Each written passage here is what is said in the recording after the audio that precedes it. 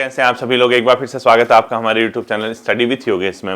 Last time हमने जो कल क्लास देखी थी बच्चों, वो हमारा गोरखा वाला एंड हो चुका है। अब इसके बाद जो नेक्स्ट क्लास आएगी उसकी ब्रिटिश रूल हम लोग देखेंगे, ठीक है। उससे पहले 2024 का करंट अफेयर्स की आज लास्ट वीडियो जो दिसंबर माह के आसपास के करंट अफेयर्स को कवर करती है।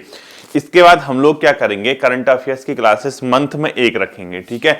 यानी जैसे जनवरी एंड होने वाला है 2025 का, तो हम एंड जैसे 1-2 तारीख के आसपास जो भी डेट होगा वहां पे हम क्या करेंगे, पूरी जनवरी का एक साथ करंट अफेयर्स कवर कर लेंगे। फिर माह फरवरी का होगा उसको कवर कर लेंगे। तो हमारा क्या होगा, एग्जाम तक करंट अफेयर्स पैरेलल चलता रहेगा, क्योंकि आपके जो आने वाले एग्जाम है, जैसे प्रवक्ता स्क्रीनिंग है, आप मान के चलिए 8 से 9 नंबर स्क्रीनिंग में, 8 से 10 नंबर प्रवक्ता स्क्रीनिंग के एग्जाम में आपके देखने को मिलेंगे। इसके अलावा लोअर पीसीएस का एग्जाम आपका है, 10-12 नंबर आपको वहां देखने को मिलेंगे। अपर पीसीएस में 12-13 नंबर आपको देखने को मिलेंगे। इसके अलावा जितने भी ग्रुप सी के एग्जाम है उसमें भी 2-2, 3-3 नंबर की करंट अफेयर्स पूछी जाती है, ठीक है। तो हम लोग करंट अफेयर्स का एक सेक्शन मान के चलिए, अपने आप में एक सब्जेक्ट है, ठीक है। इसके साथ कई बच्चे ये कह रहे थे सर पुलिस की क्लासेस कब शुरू करेंगे, आप पुलिस की करा दीजिए। पुलिस की पहले आप पुराना सिलेबस तो कंप्लीट कर लीजिए, कोई अनोखी क्लासेस थोड़ा आएंगी। क्या आपने जिला सीरीज कंप्लीट की है? क्या आपने इंडिविजुअल टॉपिक सीरीज कंप्लीट किया है? क्या आपने वन रिपोर्ट कंप्लीट की है? क्या आपने यूके SSC का हिंदी वाला फोल्डर कंप्लीट किया है? क्या आपने जीएस के अंदर जो इकोनॉमी की क्लासेस करा रखी है, मेन टॉपिक जो आपके सिलेबस में वो कंप्लीट है? जब आपकी वो कंप्लीट हो जाएंगी उसके बाद ही तो आपको एक गाइड किया जाएगा ना। आप ये थोड़ा ना कि दोबारा से आपका पूरा उत्तराखंड पढ़ाया जाए। यहाँ पे यूके SSC का जो पुलिस का एग्जाम है उसकी तैयारी के लिए भी बहुत समय है। 15 जून को आपका एग्जाम होने वाला है। अगर हम फरवरी से भी स्टार्ट करते हैं, मिड फरवरी से भी स्टार्ट करते हैं, तो वो एक प्रकार से क्रैश कोर्स टाइप का होगा। तो क्रैश कोर्स में इतना समय लगता है नहीं, उसमें ऐसा थोड़ा ना कि हर एक चीज दोबारा पढ़ाई जाए। जब सिलेबस चीजें कराई गई हैं पहले उसको तो कंप्लीट कीजिए, बेसिक चीजें तो रखिए, उसके बाद जो एडवांस चीजें वो मैं करा दूंगा, ठीक है। तो इतना परेशान होने की जरूरत नहीं है। पुलिस की क्लासेस बहुत जल्दी शुरू हो जाएंगी। एक बार थोड़ा सा ही फाउंडेशन बैच को आगे खिसकने दीजिए, ये भी पुलिस का ही पार्ट है। अब आप ये मत कहना कि सर फाउंडेशन क्लासेस से हमारा क्या लिंक है, ये भी पुलिस का पार्ट है। आपकी करंट अफेयर्स की क्लासेस आएंगी, ये भी पुलिस का पार्ट है। तो कहीं ना कहीं मान के चलिए जितनी भी क्लासेस आ रही हैं वो कहीं ना कहीं आपसे भी लिंक करती हैं, ठीक है।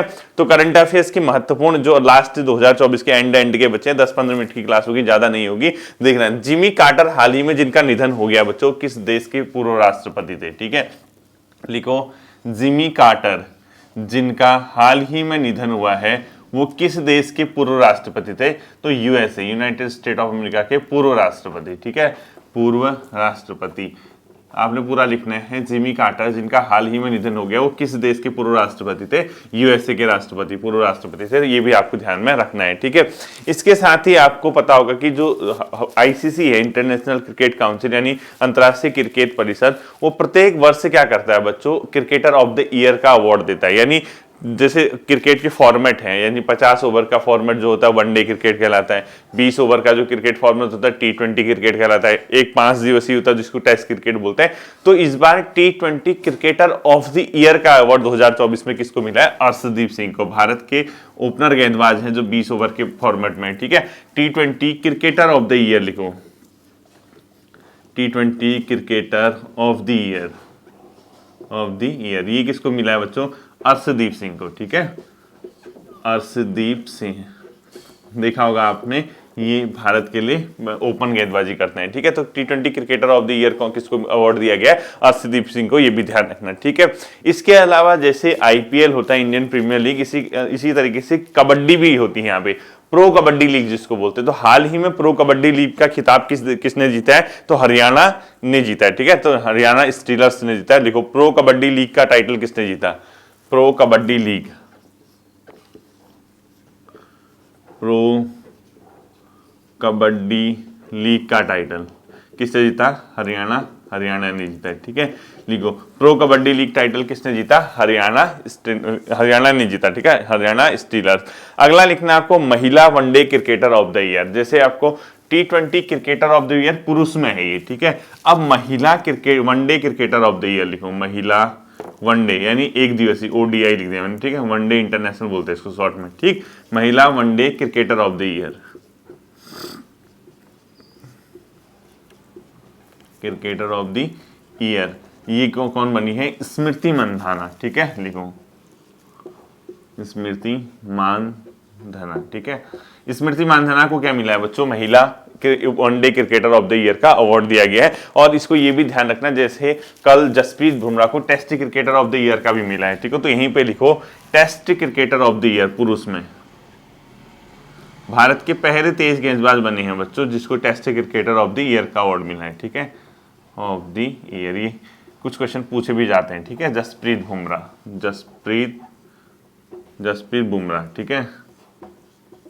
तो जसप्रीत बुमराह को क्या मिला है बच्चों? Test cricketer of the year का अवार्ड मिला है, ये भी ध्यान में आपको रखना है, ठीक। अगला देखना है आपको 2024 में बच्चों फिडे महिला विश्व रैपिड शतरंज चैंपियनशिप का खिताब किसने जीता? तो लिखो वर्ष 2024 में फिडे महिला विश्व शतरंज चैंपियनशिप का खिताब किसने जीता? वर्ष 2024 में फिडे महिला विश्व शतरंज चैंपियनशिप का खिताब किसने जीता? ठीक है, 2024 में बच्चों फिडे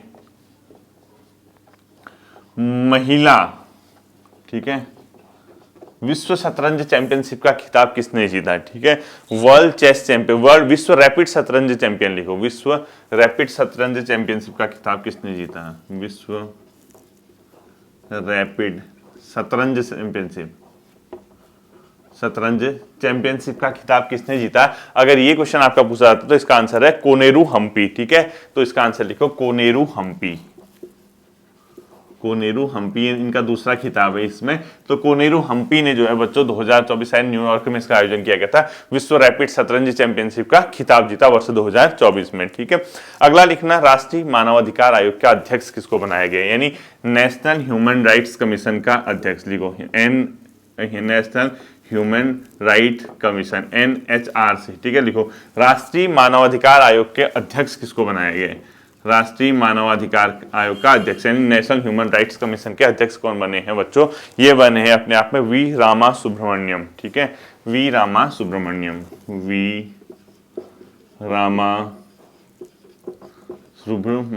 ठीक है।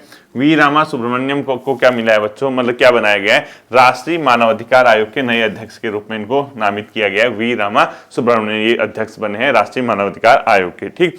अगला, दुनिया का सबसे बड़ा जल विद्युत बांध का निर्माण कौन सा देश करने जा रहा है? यानी दुनिया, हाल ही में चीन सरकार ने दुनिया के सबसे बड़े जल विद्युत बांध के निर्माण को मंजूरी दी है बच्चों। ये किसने दी है? चीन के सरकार ने, ठीक है। तो लिखो दुनिया के सबसे बड़े जल विद्युत बांध निर्माण कहां किया जाता है? जल विद्युत बांध, ठीक है। लिखो सबसे बड़े जल विद्युत बांध का निर्माण कहां पे किया जाएगा बच्चों? चाइना में, ठीक है। चीन सरकार ने अपना जो विश्व का सबसे बड़ा जल विद्युत बांध है उसके निर्माण को मंजूरी दे दी है, और ये अपने आप में बच्चों यारलुंग सांगपो नदी पे दिया गया है, ठीक है। लिखो यारलुंग सांगपो नदी पर, ठीक है, इस नदी के दक्षिणी भाग पर, यानी यारलुंग सांगपो जो नदी है इसके दक्षिणी भाग पर दुनिया का सबसे बड़ा जल विद्युत बांध ये बनाया गया, ठीक है। अगला लिखो, जो नेक्स्ट क्वेश्चन लिखो, वाल्ड ईगल को राष्ट्रीय पक्षी के रूप में किस देश ने मंजूरी दी है? ठीक है, लिखो वाल्ड ईगल को राष्ट्रीय पक्षी के रूप में किसने मान्यता दी है? को राष्ट्रीय पक्षी, यानी यूएसए ने क्या कर दिया बच्चों? वाल्ड ईगल को राष्ट्रीय पक्षी के रूप में मान्यता दे दी है, ठीक है। USA, United State of America ने वाल्ड ईगल को राष्ट्रीय पक्षी के रूप में क्या दी है? मान्यता दी। ये क्वेश्चन भी आपको पता होना चाहिए, ठीक। अगला लिखो, प्रधानमंत्री राष्ट्रीय बाल पुरस्कार से कितने बच्चों को सम्मानित किया गया?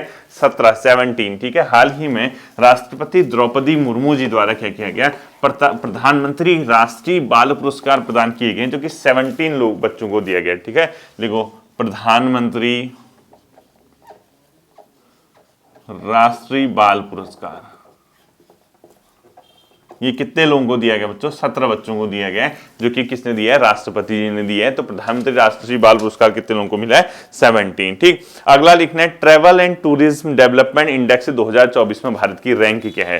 Travel and tourism development index में भारत की रैंक है 39। लिखो ट्रेवल एंड टूरिज्म, ठीक है, TNT लिख दिया मैंने, समझ जाना। Travel and tourism development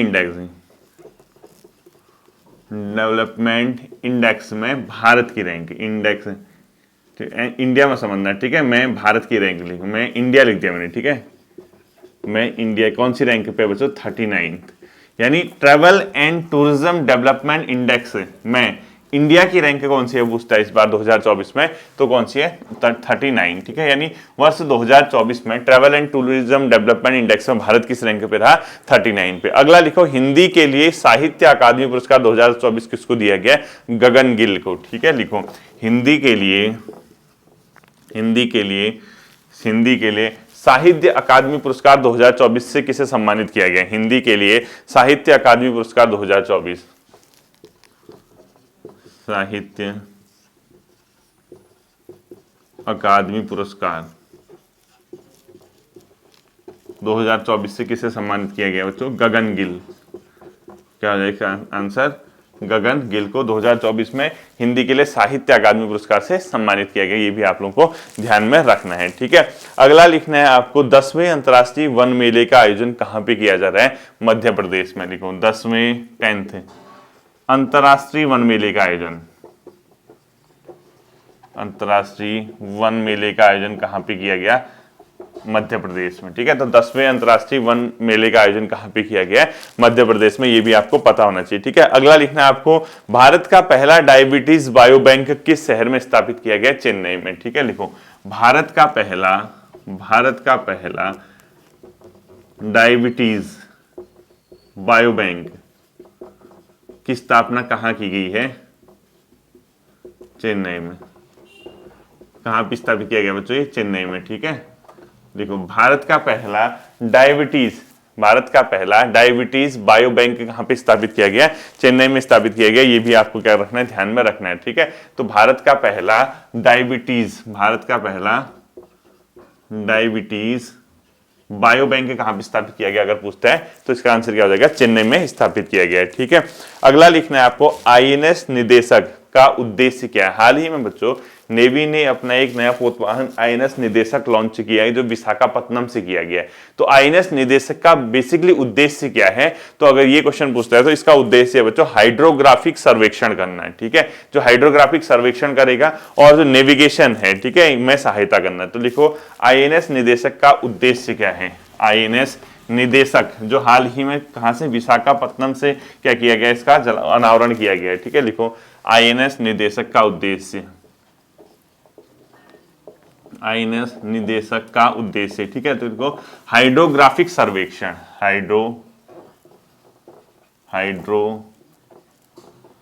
hydrographic सर्वेक्षण किया गया है, प्लस बच्चों इसका नेविगेशन में सहायता करेगा, ठीक है।